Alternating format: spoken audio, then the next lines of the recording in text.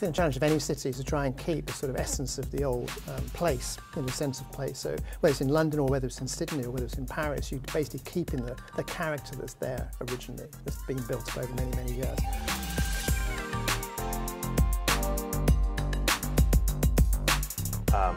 You recently opened up an office in Sydney. Tell us about why you made that decision and how you think Make is going to fit into the community here of architects in Sydney. Okay, well, we won a project in London actually for Brookfield, and out of that came the project for Wynyard's Place in Sydney. And then it was a competition they held, and we did it with Architectus, and we won it. So based on that, we set a little office up over here, in Architectus offices to start with, in our own office. Then we started to win more work, so we then won Project Sandstone with Pontiac Land.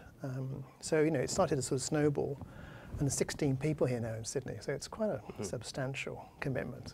So Sydney's in the middle of this explosive growth with a lot of people coming. It seems like the city is changing rapidly. It's going to change more and more. How do you think architects should, what role do you think architects play in keeping that character that the city now has as it grows so rapidly? I mean, is it going to change fundamentally? Is design going to contribute to how the city is experienced? And what do you think that Make's role might be in that process? I think the challenge of any city is to try and keep the sort of essence of the old place, in the sense of place. So whether it's in London or whether it's in Sydney or whether it's in Paris, you're basically keeping the character that's there originally, that's been built up over many, many years.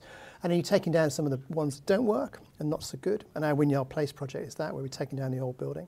And then you build new ones, which, you know, complement the old ones or contrast with the old ones. And I think that's the sort of nature of a really vibrant city. And you think of London, you know, it's really vibrant because it's got the old and the new next to each other. You think of Paris, it tends to be all the old are together and all the new have been built somewhere else. And I think that's less of a sort of interesting way of doing it. I think Sydney's got the right idea to sort of, you know, to keep focused on the heart and to keep rebuilding that heart until it's, you know, over and over and over again.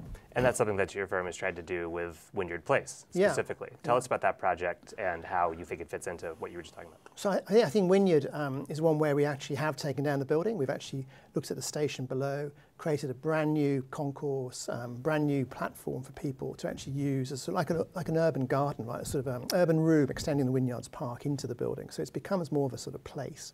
And then building a new tower on top of that, which is, you know, state-of-the-art office building. At Wynyard specifically, one of the interesting things about the building is where it meets the ground and how it embraces the laneways of the city. So tell me about how the building does that and why you made that decision. Yeah, I mean, I think the site at the moment, you can't walk through it. You know, it's blocked. And our idea is to walk through it. So you go from George Street to Carrington Street. It's a change of level, but you actually use that change of level to advantage and pulling in the streets into the building.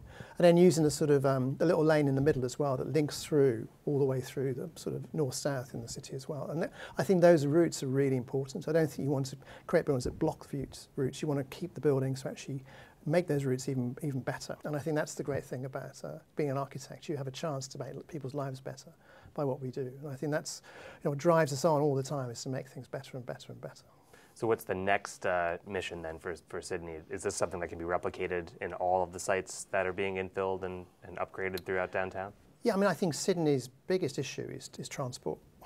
As a whole, I think looking at cycleways, looking at more rail, more trams, you know, I think it suffers from that, you know, the car being the sort of major thing. And I think, you know, a lot of cities around the world where they've actually gone away from the car, you know, we have congestion charging now in central London. We encourage people to use public transport. And it makes a huge difference. And pollution, at the moment, is a huge issue in most European cities. How about design-wise? I mean, we've heard before the obituary of the big glass box, but it seems to me that there still are plenty of boxy towers. Your work has been kind of apart from that in a lot of cases. How do you think architects should be thinking about the design of tall buildings? I think the biggest thing we have to face is climate change and global warming. And I think we've used the death of the glass box in a way as a sort of metaphor for making buildings much more energy efficient. You know, we're doing buildings with, you know, 50% glass or even, you know, 35% glass.